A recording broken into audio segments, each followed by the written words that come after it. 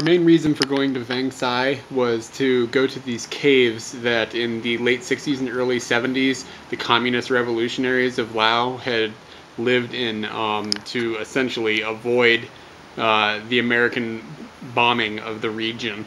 During the Vietnamese War, the Americans were spending quite a bit of time dropping a massive amount of bombs and doing general air attacks in Laos along the Ho Chi Minh Trail, but at the same time, we're actually fighting a war here that wasn't really publicized in the Western media at all.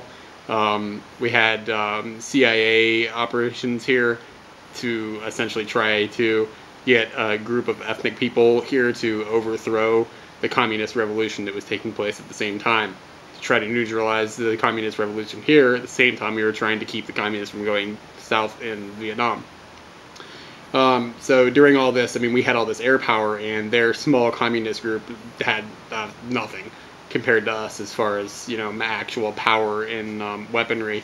They did have a lot of military backing and financial backing from the Vietnamese, because the Vietnamese were using Lao to as a big piece of the Ho Chi Minh Trail to move troops and things into southern Vietnam without actually traversing through the country where we were officially bombing. So there's a lot of weird political stuff that was going on there, and we had created a pretty big instability in the region just because of this war that we were fighting.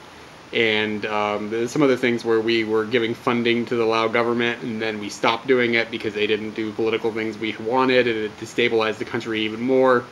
And there's just a lot of different factors going in to what actually ended up happening. But in the end, these communist revolutionaries, a small group of people essentially, were hiding in these caves, like, I mean, just like what's going on now in Afghanistan, where people are living in caves, and I mean, you can't get them out. There's just hundreds and hundreds of caves up in this one area that they were all like hiding in, and now you can go tour them and they'll show you things, you know, areas, and it's still intact. Like the same beds are still there, and some of the tables and the kitchen utensils, and I mean, it's really cool. And when you're walking around outside, there's craters everywhere from where bombs have fallen that we were just, you know, blanket bombing these areas, and like these huge craters.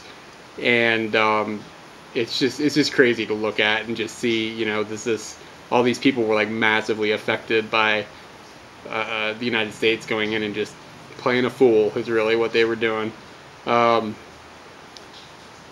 The villagers there will tell you these stories. I mean, some of these people they were alive when this was going on. This was in the 70s, so it really wasn't, you know, ages and ages ago. And they'll tell you these stories about how they would have to do all their farming at night, or they would have to, you know, they stay in these caves for days at a time, and I mean, it's completely crazy. And even to this day, they're still like, they call them UXOs, unexploded ordnances, and there's just cluster bombs that fell and didn't explode. Like, children will go out and play with them because they don't know what they are and just kill themselves or maim themselves or whatever.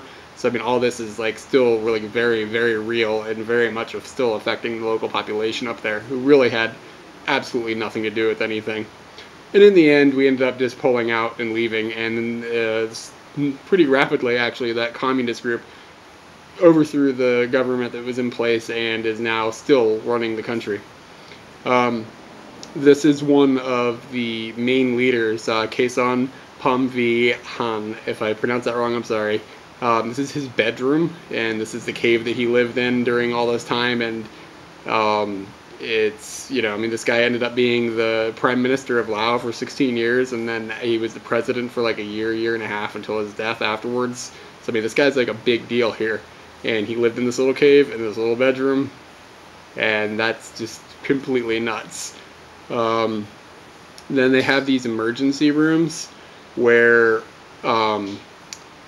it was built because they were worried about a chemical attack from the United States, and there's this little machine in the corner that you have to hand crank, and it will pull in clean air from the outside. So if there is a chemical attack, everybody that's important goes into this room, and they crank this lever the whole time they're in there so they can keep breathing.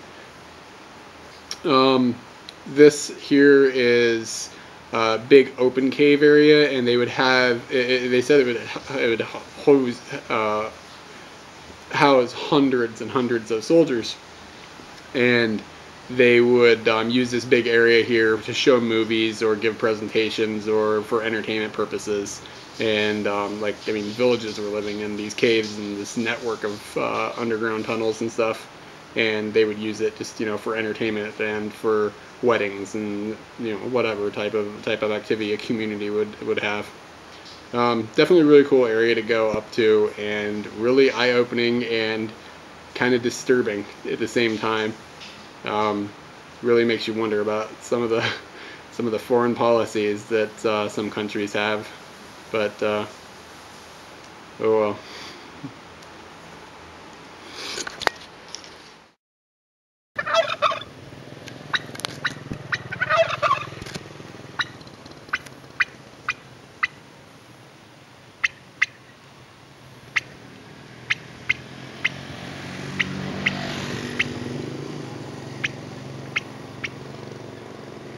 I don't think he's native to Laos.